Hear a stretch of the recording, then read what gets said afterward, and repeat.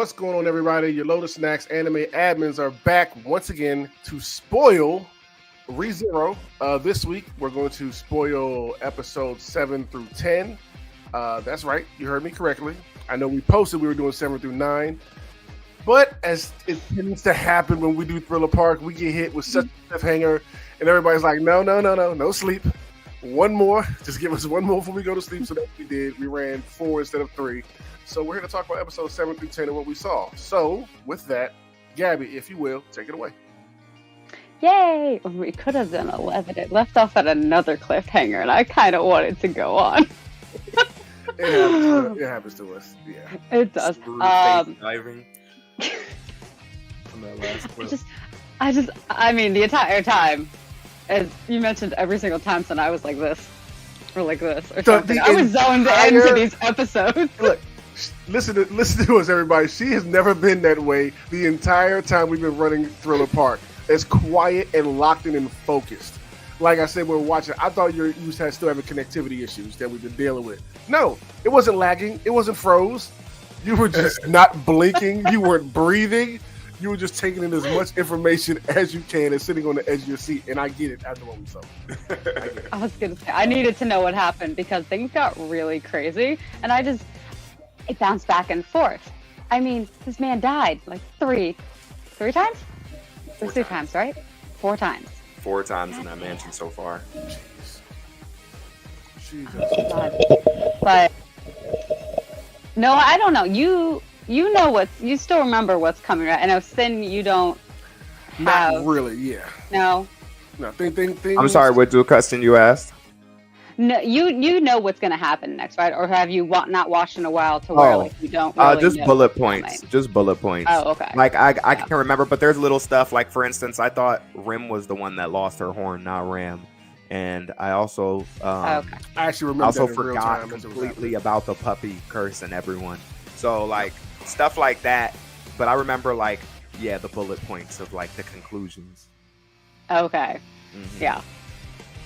So that speaking of the puppy,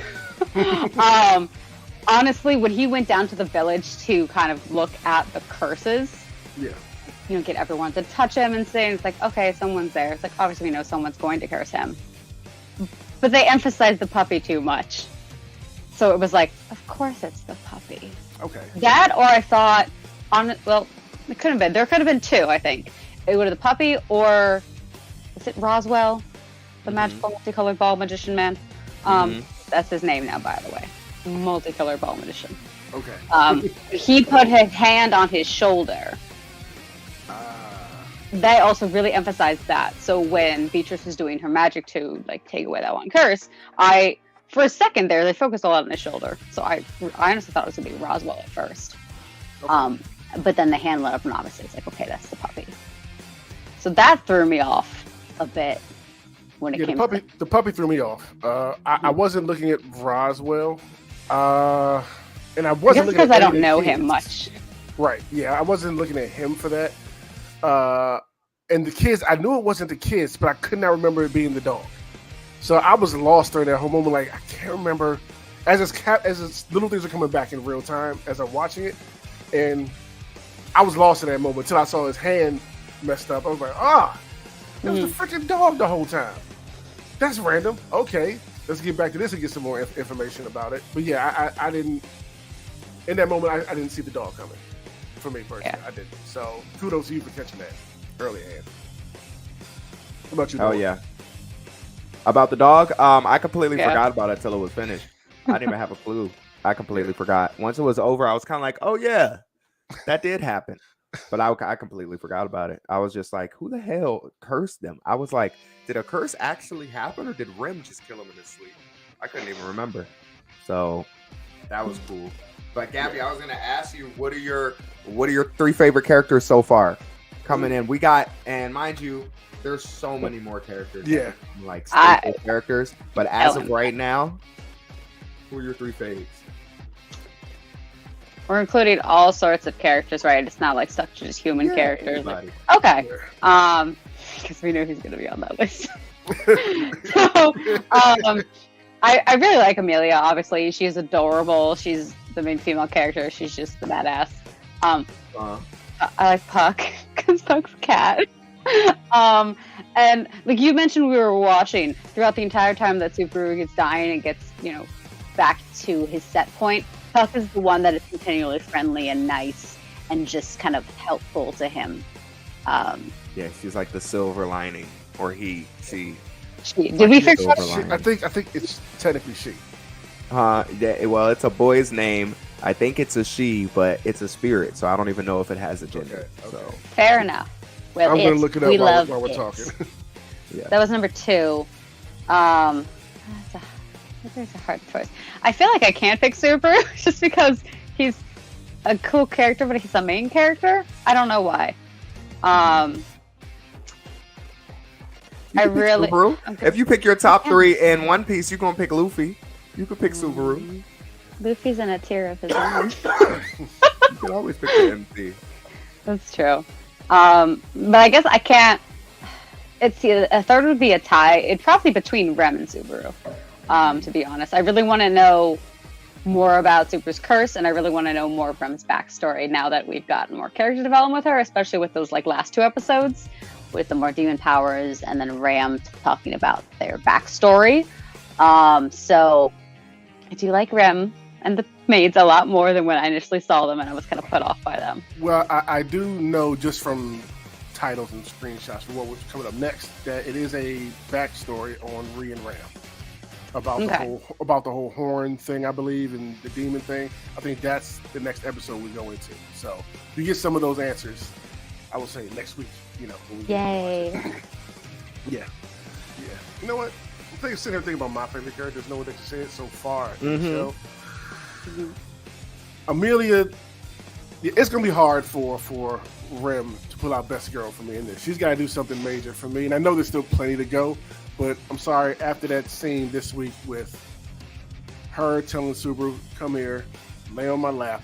It's gonna be okay." Like seeing him go through all that pain that you see him going through, trying to keep a smile on his face and trying to befriend Rem and Ram.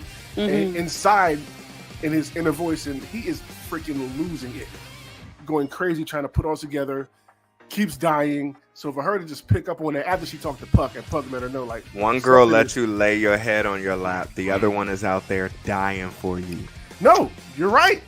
But right now, the other one's out there dying for you. One said, "Super, lay on my lap." I know. The other one said, "Bitch, I'ma handle this." You say back there, "I'ma handle this." And like that was the funny moment too, when they're walking into the forest together, and she just whips out the big maze. He's like, "Kind of, do you really need that?" She's like, "I'm going to handle business."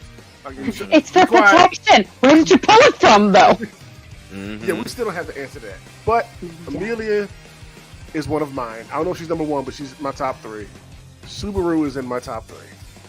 I'm just going through this again. I'm really liking him and his character, and especially the more we get into it. Just the levels of emotion this man goes through, and how somehow he managed to come out at the end a little positive still is just says something about his character that I just really, really like.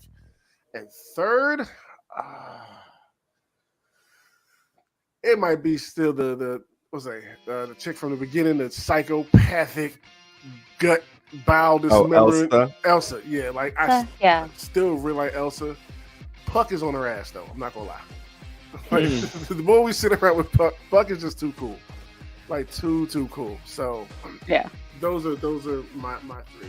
Amelia, Puck, and not Puck, Urza.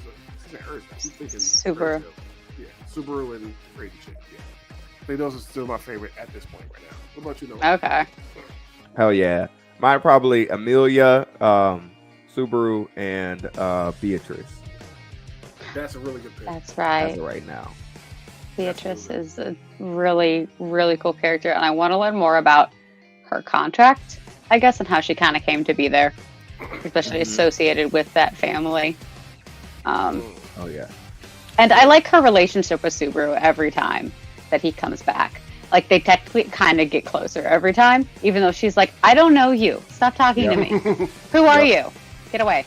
Yeah. And he treats her like they've been besties their whole life almost. Right? Yeah. He does. Yeah, pretty cool. Yeah, Reinhardt's up there too, but I gotta wait till he comes back some more. I want to know what's happening. Yeah, what's happening? I suppose we spent so much time at the mansion. Granted, it's only been like probably 6 episodes at the mansion, but still. And how many days has it been? Well, you gotta remember, they took a trip outside of the city where Reinhardt is the royal knight for that city. He was on his day off, so it was like by chance that he saw Subaru. They would never otherwise be in like any type of scenario together. And then Roswell's the lord of that land, so that's like a whole area itself. So it's like what's his name? I guess they're technically like not even in the same area. So yeah, Reinhardt's at work. Yeah, he busy. Yeah. Is he doing whatever the heck he is doing to? What is that girl's name? Starts with an F. Oh, Fern. Fern. What was the name? Fern. No, not Fern. It was Felt. Yeah. Felt? Yeah. Okay. Doing whatever is happening with Felt for her crimes. Yeah. Hopefully, well, not hopefully, we will at some point get back to what's going on with that over there and get our answers for that. So, looking forward to the day when we get to that point. I thought was interesting. You know, it's something you brought up that I wasn't even thinking about, but I'm glad they addressed it. The whole not telling people what's happening to him. Mm-hmm. My brain wasn't locked in on that up until you said something like, "Oh, he's got a point. Yeah, why doesn't he say something?" And then pretty much right after that, they went in and showed that whenever he tries to alert somebody, that curse kind of like takes hold of him and it's like suffocating him almost to where, well, that and apparently it sends, demons after you too. So not necessarily I demons. About that, and it's like you think that's an option, but that's the most obvious thing. But no show ever does it. Like no one ever tells everyone else what's going on around them. Like the main character never does that. So I just thought that was like not an option that was ever going to be done. When I was first watching this, I was like, she just said he's the strongest magic caster in the land. The first thing I would think is, yo, there's some magic going on. Can you help me with that? But also, it's not necessarily demons. You see, he said the curse was put on him by the Witch of Envy. So that's kind of what I meant. It's the witch's hand or whatever. I mean, like the minions or whatever that they're summoning after him. Like at the end, he did it on purpose. Witch fiends? Oh, like the dogs. When he put it, made his scent stronger. Yeah, exactly. Yeah. So by doing stuff like that, he can attract, all that stuff to him, whatever, which worked out for him at that point. Yeah. But, that's why Subaru's character that's part of why Subaru's character is super deep. And Amelia's character is really deep. She's probably like one of the deepest female characters I've ever seen. And going into season 2, especially, but Subaru's character is like he's dealing with all this trauma. He's dying and coming back to life. And then on top of that, he can't tell anyone. And he's keeping good spirits on top of that. He could totally mental just fortitude lounge. of the world. Exactly. He could just lounge and be depressed every single time he comes back. But he's like pushing through. And then they're dealing with what happens when you push through so much that you just break. You know what I'm saying? And that's what we saw in these one of the episodes. Yeah. And so like they break down his character in all types of different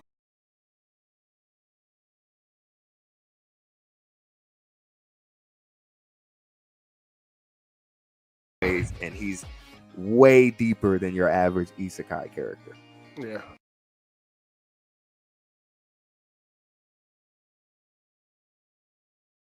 And I like the support system that he's building around him. Like they all fit in well with him and have their place, and they can help keep him, even without knowing what's happening to him. They kind of help keep him. They bring him back. Bring him back to him. Yeah. So I do enjoy that about those characters. Yeah, he's able to rely on them without having to actually like get into the nitty gritty. Yep. Gabby, I want to know what's your thoughts. We got hit with a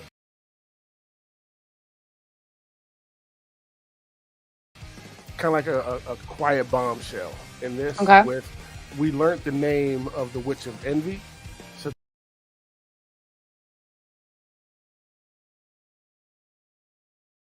Satella, and that's the name that's the name that Amelia used in the very beginning to disguise herself. So why do you think she would choose that name to hide that? Since to use to like hide herself and disguise herself. Now that we know that the Witch of Envy is supposedly this big bad.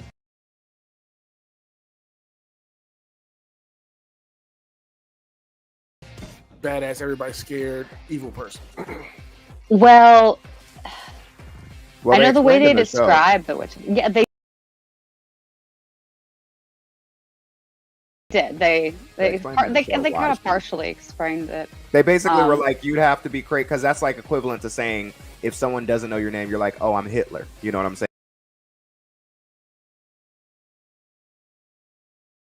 And that's kind of like the same thing as saying that. Well, didn't they also say that she looks like her? She's got she's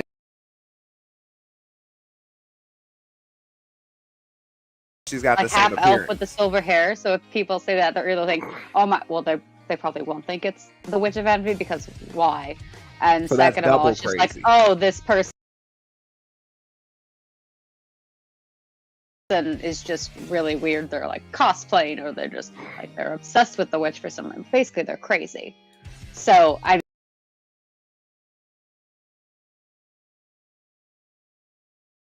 mean, she probably said that to him thinking that maybe he'll get a reaction out of him initially, but was surprised when he didn't, because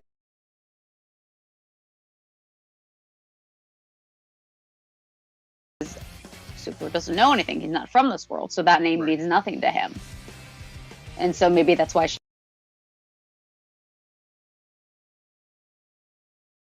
became interested in him in that, that life, obviously, because afterwards they also showed didn't have a connection.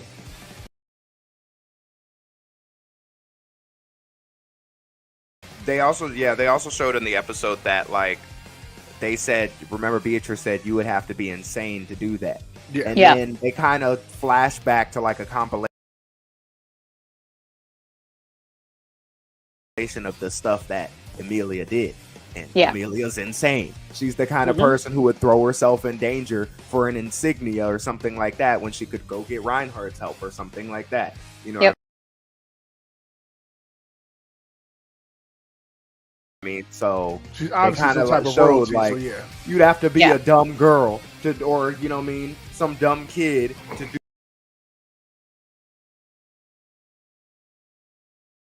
something like that. Is basically kind of what they. I wouldn't say she's dumb. I would say reckless. Yeah, nah.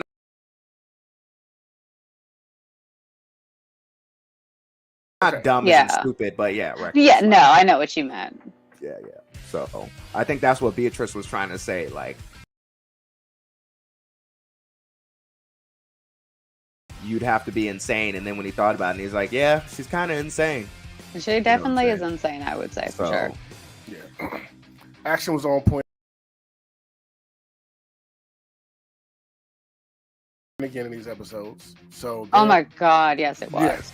All the fight scenes with Rem and the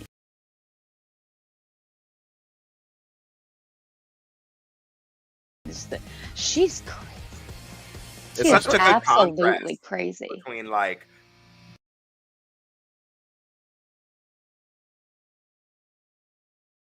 deep story and like heavy good action scene. Yes. Yeah. Yeah. Usually one or the other. Mm-hmm.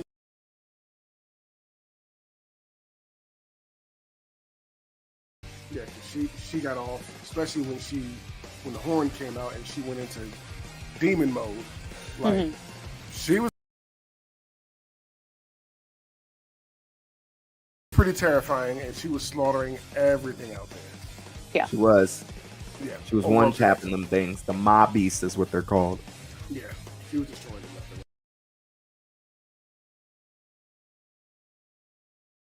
them. Oh yeah. I'm really looking forward to learning more about that, because I know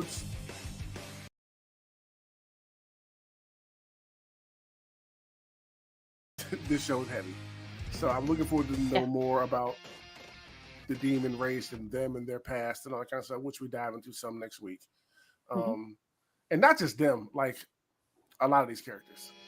There's so much to them. Like you said, Beatrice, Gabby, and Amelia, Noah. Like there's so much to them. This writer Tepe, I just hope he just makes this joint like 500 volumes, because he's so good at world building. And usually when you have world building, it's like Oda. Usually when you have world building like this, it's in a normal show, not a fantasy show. So when you get it like this, then it's like, I hope it sticks around for a long time. Yeah, I can agree with that 100%. And we got a lot to adapt. So yeah, knowing where we left off with at the end of season 2, I do kind of remember just that point, like where it is now going into season 3. Like I'm super hyped to see where this is going, and I'm also super hyped to keep going through this right now and just rewatching it, remembering everything that happens, and watching it with y'all, because this is right now one of the best things we've watched in Thriller Bark so far. I'll say that. I would agree. Yeah, it hits. Also, like we're on episode 10. Usually in anime, things turn up around now, which they have been, and then if it's 24 episodes, the vibe usually changes around 12, or you know what I mean, some expansions happen, some big moves happen. So going into where we're at now, we should see some more stuff coming up. That's what I fully expect to season see. 2 right after. Yeah, I think the second half of this is going to turn up even more so, than because you're going to get more characters, more plot line, more answers, but questions at the same time. Like all that stuff is going to come down the pipeline. So the second half of this has the best fight scene out of any isekai. I'm saying it right now. I said it before, but the best fight scene out of any isekai, man. The second half of season 1. The second half of season 1 okay. has the best fight scene out of any isekai. And I love my isekais, and there are some great fight scenes out there. But this one, that's why I'm so hyped for season 3, because this studio doesn't really do that much action, but they really hit it with this with ReZero. Excited to see this scene. Anything y'all looking forward to with next week's episode? Something you want to learn from their past, maybe? Since we know that's the very next episode of Remina Ram. Gotta learn about Amelia. She's got, because her and Roswell, like, they're like, how are they connected? You know what I'm saying? And then like what she's going for the throne. So like that explains like how she knew. That's what I was saying at first, how she knew Reinhardt, because they're both, you know what I mean, of high stature people. So I'm really waiting to get into all that stuff. So I kind of want to find out what's going on with her backstory. And this movie, I don't remember nothing from. So I know for a fact when we get to the movie next week, I know for a fact I've never seen it. So, but this is all about Amelia, correct? Yeah. Her past. Yeah. Okay. Most of this series is about Amelia's past. Yeah. So. I do know that. But there's a lot of lore with her. Yeah. So next week we have the episode 11 and the movie that we're watching. Yes. So a lot of backstory we get next week. Yes. And that should work well going into the following week, where now we have a lot more information of specific characters. Yes. And then we get back to the despair and the dread and the murder. We never leave the despair or the dread or the murder. We do this for a reason. Oh, it gets worse. I expected to. Yeah, I mean, no one brought it up when we were watching, but speak a little bit about Subaru's performance in these episodes. Like, we were talking about how great he was just killing it in these episodes. What do you think about his performance, his voice actor's performance? Oh my god, he has the best screams in the world. Dear Lord. Gut-wrenching screams. Yeah. Yes. Like, oh my god. Like, you always hear the classic, like, and all that stuff, and like people are getting cut and all that stuff, and like they get hit. But like, this feels so guttural.